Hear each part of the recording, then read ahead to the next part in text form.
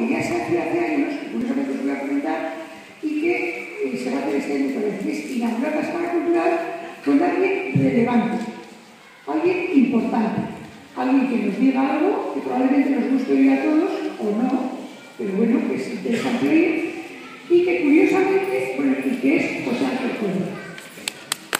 Y también yo me temo que escuchar a una persona mayor como yo, a punto de cumplir 80 años, pues lo único que puede ocurrir es que alguien diga, menudo rollo que me va a contar este señor, ¿verdad?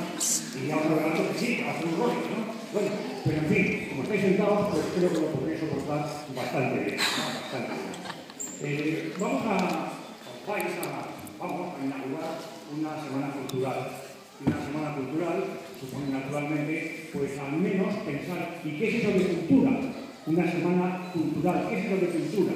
Yo voy a intentar muy brevemente deciros 4 cosas.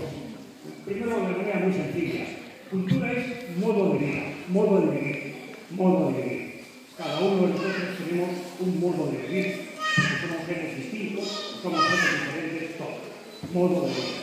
Pero hay algo en lo que todos coincidimos, sin duda alguna. ¿A qué aspiramos todos en la vida? Pues, con todas ya me diréis, aspiramos a ser felices. Esa es la aspiración máxima que todos tenemos. Es aspirar a ser felices. El derecho a la felicidad. Bueno, pues para alcanzar esa felicidad, en el mayor grado posible, diríamos, tenemos que vivir los unos con los otros. Tenemos que vivir junto a los demás. Tenemos que vivir en grupo. Nadie puede alcanzar la felicidad solo. Nadie puede ser feliz prescindiendo de los demás. Todos tenemos que vivir juntos. Tenemos que vivir en comunidad. Tenemos que vivir en comunidades. Y todos formamos parte de varias comunidades, de muchas comunidades.